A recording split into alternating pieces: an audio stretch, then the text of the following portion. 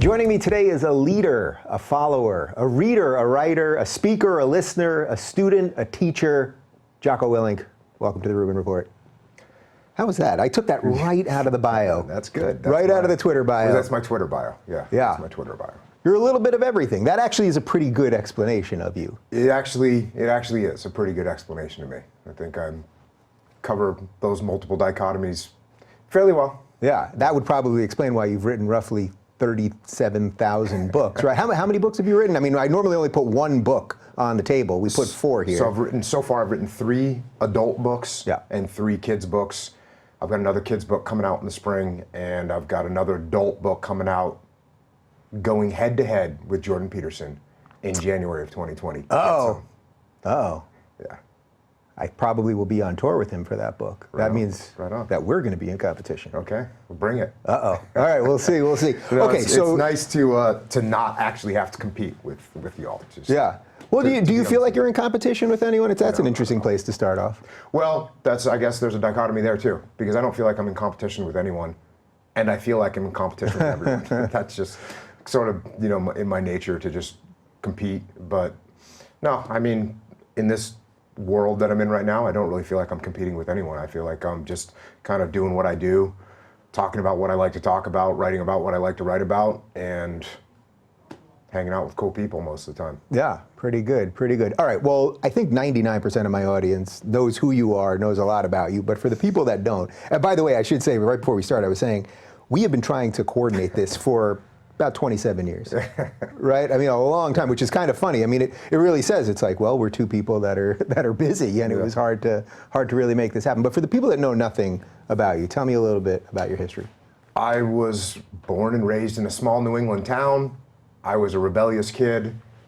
My best way to rebel as a kid coming from a small New England town was to join the military. So I joined the military after high school. I spent 20 years in the military. And when I retired from the military, I started taking the things that I had learned from the military and teaching them to civilian companies and civilian leaders, and eventually that turned into a book and a podcast and all this other stuff. Yeah, so tell me a little bit more about what you were like that made you want to go into the military.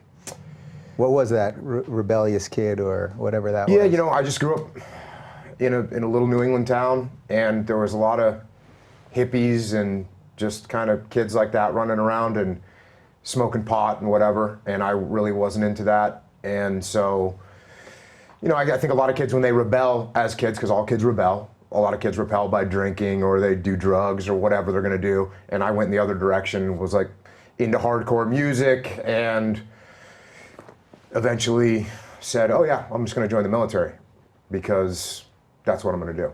Yeah. It's funny, when you talk about it, it almost sounds like you're slightly dismissing it, but you had a pretty good storied career as a Navy SEAL.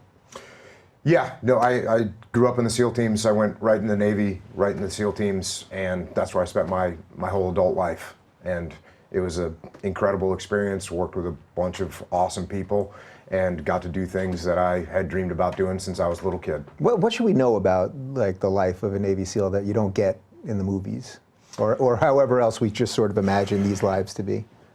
I would say the biggest thing to remember is just that people in the SEAL teams and people in the military in general, they're people. They're just normal people.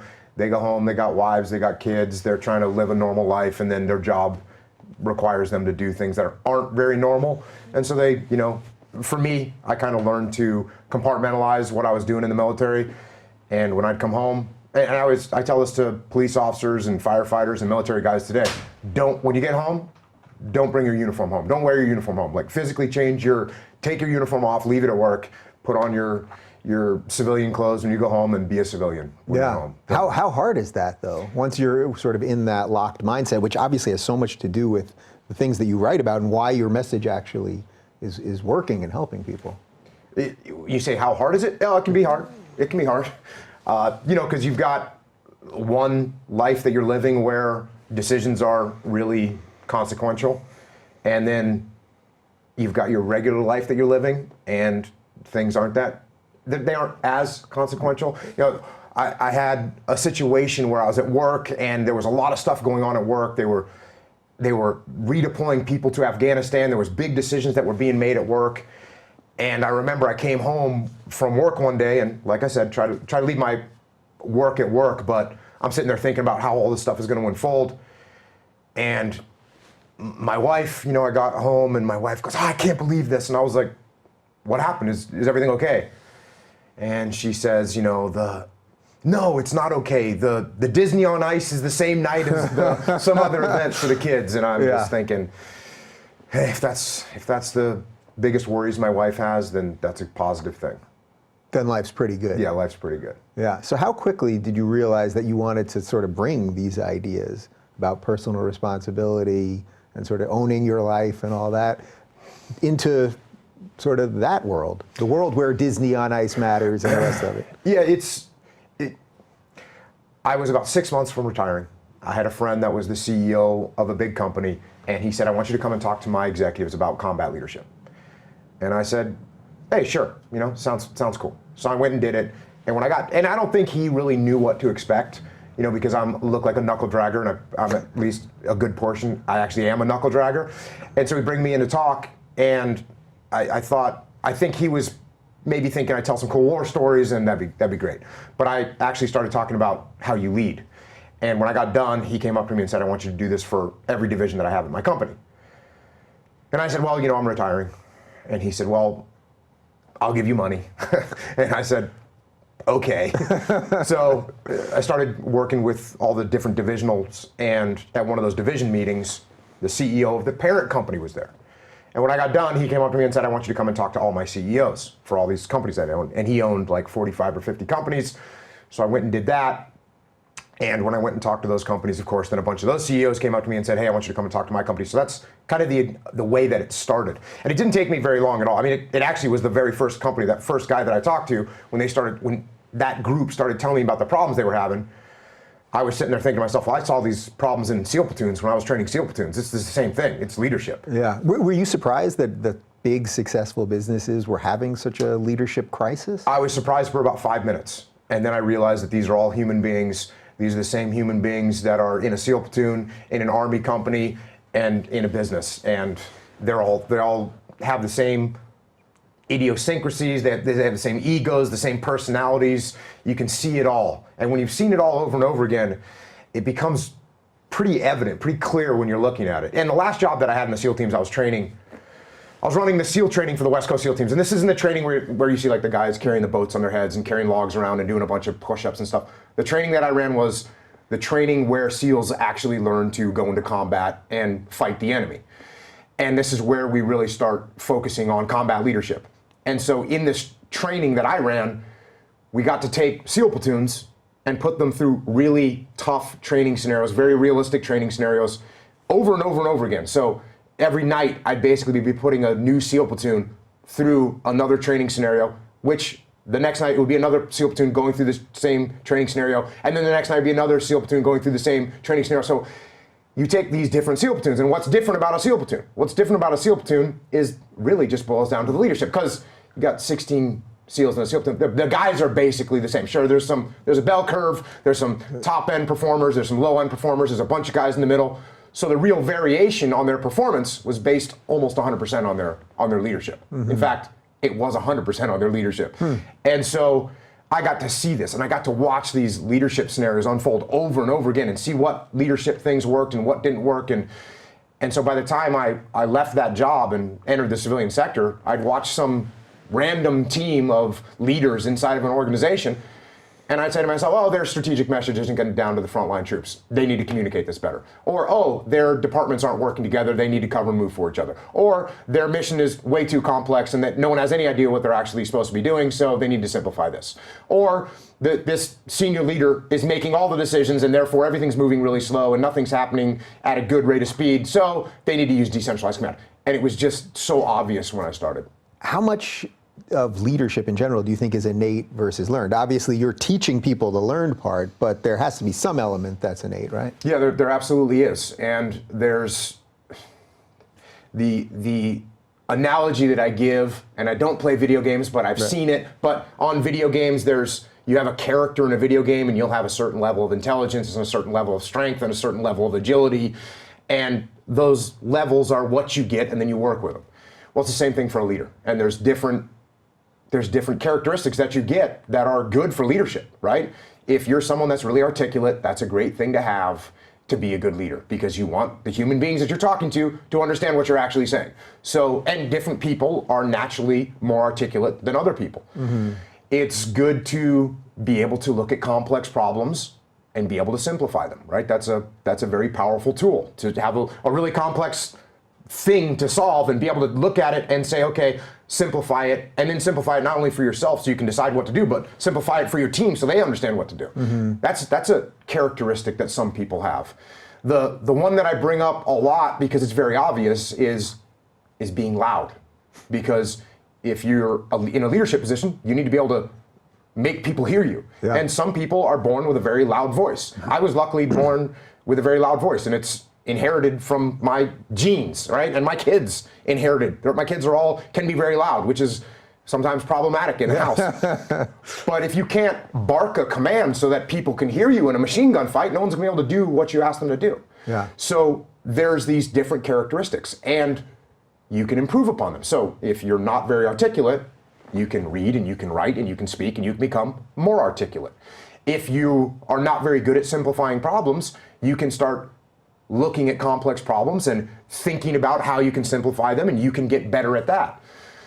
The being loud part is, there's definitely a genetic aspect to that. So sure, you can learn to project your voice more, but some people aren't very loud. They're just born that way. Mm-hmm. And so what does a person do in that situation? Well, what a person does in that situation is when they have to give an order, they tell one of the loudmouths in their platoon to tell everyone to get over in this other building now, and that loudmouth will pass the word. And so what you do as a leader is you find members for your team that can complement your weaknesses. So there are parts that you can improve, and there are parts that you can't improve. And the only real impediment to improving is someone that doesn't have the humility to say, you know what, I think I could work on being more articulate. Or, you know what, I think I could work on solving problems and making them more simple. Or, you know what, I'm not that loud. And instead of saying, you know what, that's not a good way to lead, instead I say, you know what, I'm not that loud, but Billy over here is loud, so I'm going to let him put the word out when it needs to get put out.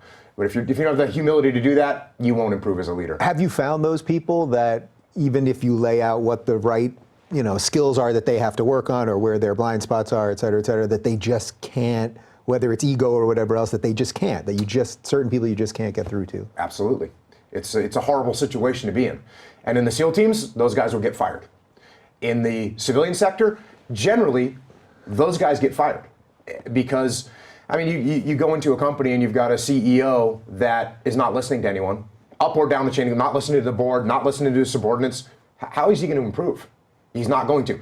And by the way, why does he need to improve? He needs to improve because his company isn't doing well. So, but this person might think, hey, I'm great. I'm not going to learn anything from anybody. I'm just going to keep doing it my way. And that guy's not going to stay in that job because they don't have the humility to say, you know what, I'm probably doing some things wrong. That's why we're not making money. And so I need to change some of the things that I'm doing so that we can make money. But if you don't have that attitude and you're not humble, yeah, you'll end up getting fired. So conversely, have you seen people that basically have none of the skills that have been able to overcome it just through perseverance, that just innately don't have the leadership traits, that don't have, they don't speak loud, they aren't clear, they can't make decisions, but just out of sheer sort of force of will? There's all these little aspects that you can improve upon, right? Now, you're not going to I'm not going to lie to you and say you can take somebody that has no aptitude for leadership and they're going to turn into a great leader. That's probably not going to happen.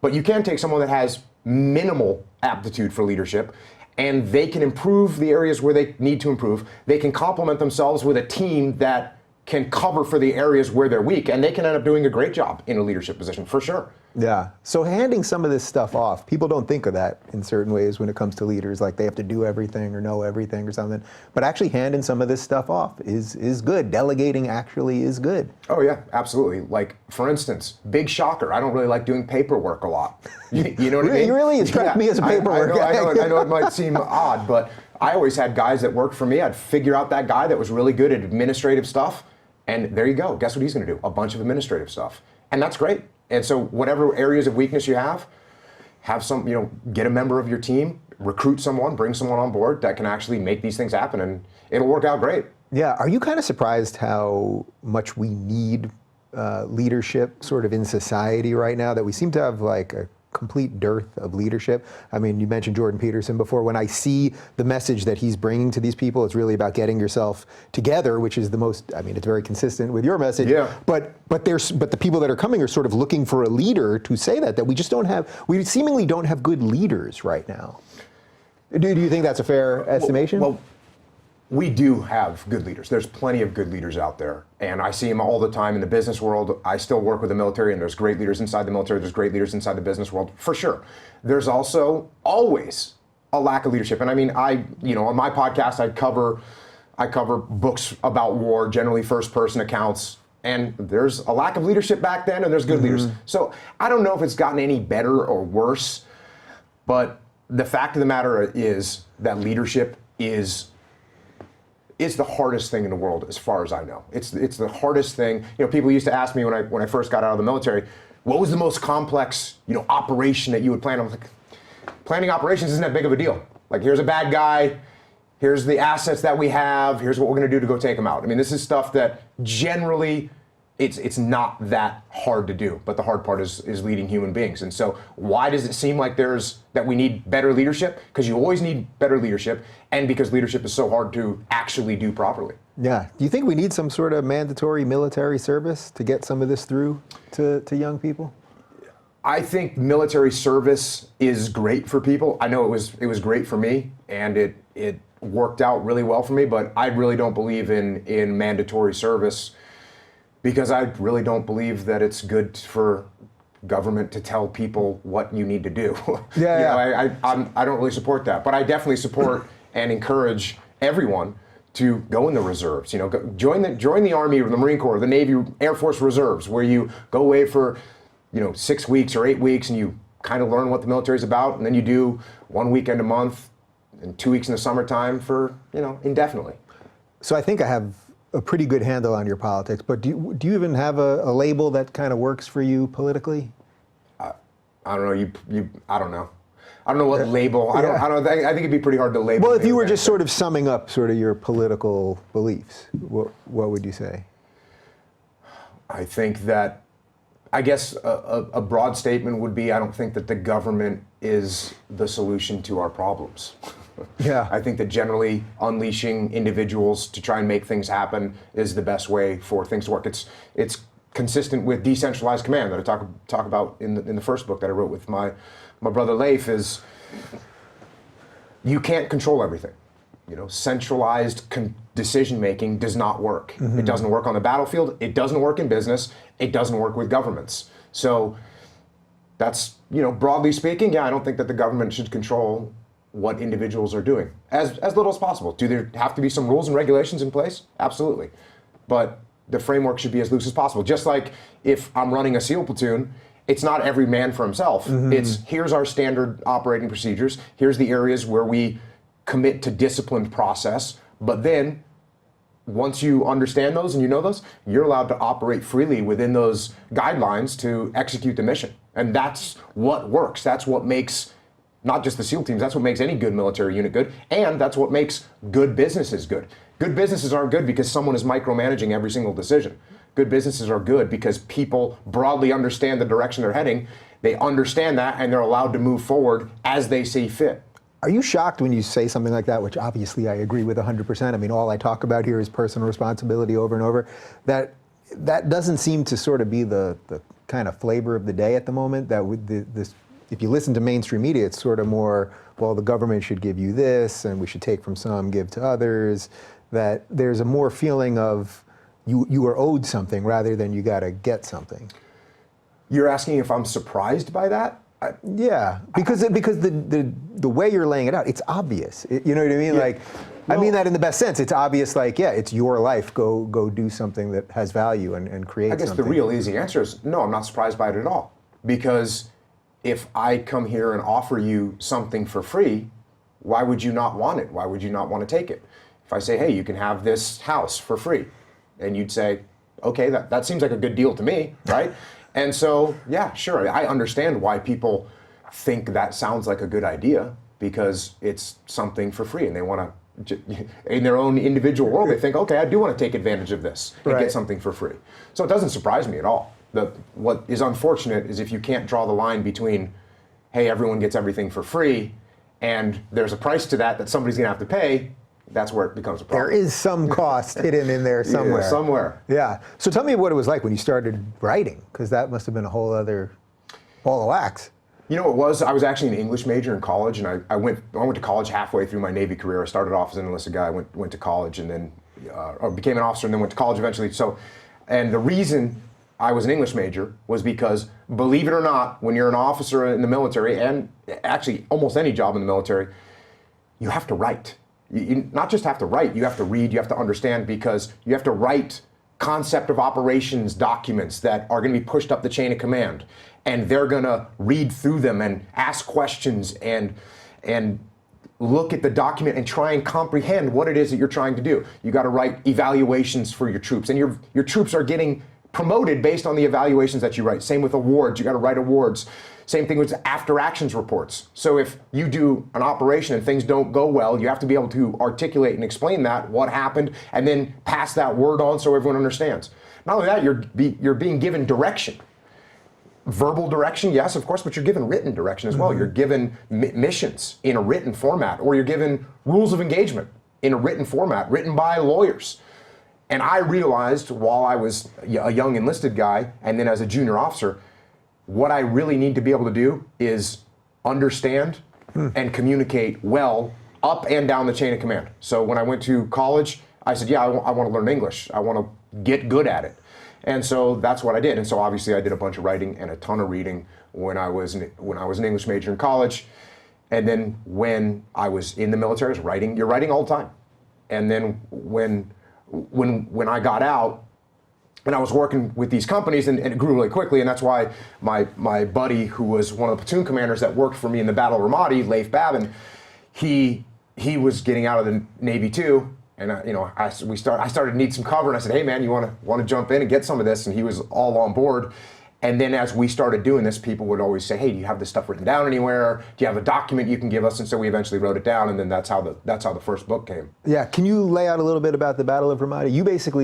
You sort of wrote the plans? The person that led the Battle of Ramadi that I was in was a guy named Sean McFarland, who was a colonel at the time. He retired as a general, just a super smart, incredibly competent, and great leader. He's a great leader. And he came in with, so I had 40 SEALs with me, right? I had 40 SEALs with me and 60 support people. Colonel McFarland had 5,600 man armored brigade that we supported and we helped and we worked together in the Battle of Ramadi. Vicious fighting, very tough battle, and really took a city that was completely controlled by the insurgents in 2005, 2006, and by early 2007, it was almost completely pacified. So it was incredible. It was incredible turnaround and an incredible testament to the capability of the U.S. Armed Forces. Do you guys pay any attention to what's going on politically back home when you're halfway across the world? Yes, absolutely. You have to pay attention to what's going on politically back home, especially like at this time when we deployed to Ramadi. So it's 2005, 2006. This is smack dab in the middle of the rising negative public opinion about the war in Iraq. It's also where we had our own government officials here in America that were saying, this is unwinnable, this is another Vietnam, this is a quagmire, we shouldn't be there, bring everyone home. So yeah, you absolutely hear those things. Yeah. And that's not good. It's not a positive thing. It's not a positive thing to have your own government officials in America saying that you cannot win. And meanwhile, you're going out on an operation. Does that must drive you guys crazy more than anything else? Sort of the political elite that often have no idea what's happening on the ground, that are just spouting off stuff. For sure. For sure. Yeah. But as I said, you listen to it, but you can only pay so much attention to it. There's so much other things to focus on. I mean, you think about it a little bit, but you're not caught up in the 24-hour news cycle like people can tend to do here in America, because you're working.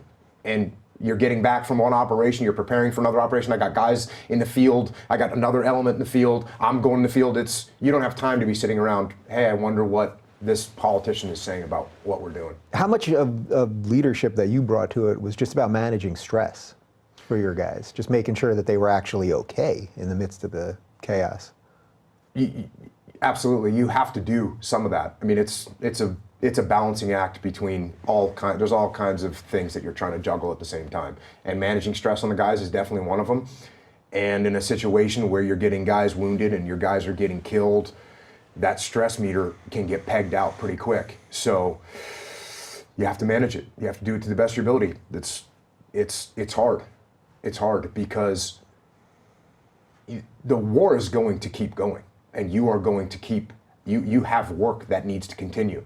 So the stress is going to build up on the troops, and it's different for every guy. You know, the frontline SEAL or soldier or Marine, they're worried about getting blown up. They're worried about getting shot and killed. They're worried about their friends getting shot and killed. They're worried about their friends getting blown up. When you're in charge of a bunch of guys, you're worried about all those guys and that happening to them. You're worried about if we make a mistake, if we do something wrong, if we cause some massive collateral damage that has a negative strategic impact. Like you have all those stresses. And you know, to control stress, what do? That's like, you look at the things you can control and the things you can't control. Yeah. You focus on the things you can control, and the things that you can't control, you do your best to mitigate, and then you don't worry about them because they'll drive you crazy. Yeah. What do you make of sort of where we're at now, having lived through the Iraq War? Like, was it the right thing to do? Should we have done things differently? Should we have not just announced we were leaving one day? The whole thing. The whole thing is that hindsight is 20/20, and any normal human being can look back at the American history as a whole and find out all the mistakes that we've made, which are, you know, infinite, right? Yeah. We make an infinite number of mistakes, and we do the best to try and repair those once they've taken place. So for me to look at it from that angle is like, okay, yeah, there's all kinds of mistakes we make as a country, and we have made as a country, and we will make as a country. Mm-hmm. But the best way for me to kind of rationalize, or not even rationalize, because I don't think it needs rationalization, but when I look at it from a granular level, which is very straightforward, we went into a city, the city of Ramadi, that was being controlled by sick insurgents, the most sadistic, evil, subhuman people that you can imagine. They were raping, torturing, skinning people alive, murdering whole families, beheading people. And when we went in there, and again, I'm not talking about we as this small group of SEALs, I'm talking about when this massive force of US coalition and Iraqi forces went into that city and liberated those people from the torturous and sadistic control of those insurgents. The people of Ramadi were overjoyed, and they would cheer when we killed insurgents, and they would tell us where insurgents were, and it was a beautiful transition to watch. And it didn't really take place until after we left, but after we left, we saw this, it was peaceful. It was literally peaceful. It went from a complete war zone to a peaceful city, and where they had markets open the street again. They had kids going to school. They had girls' schools now. You know, there was in the city of Ramadi, yeah, there was schools for girls, huh. And this was just unheard of while the insurgents were there trying to, you know, punish the populace with their psychotic brand of Al Qaeda Islam, right? And the people of Ramadi did not want that at all. And so from that perspective, it's like I go to sleep every night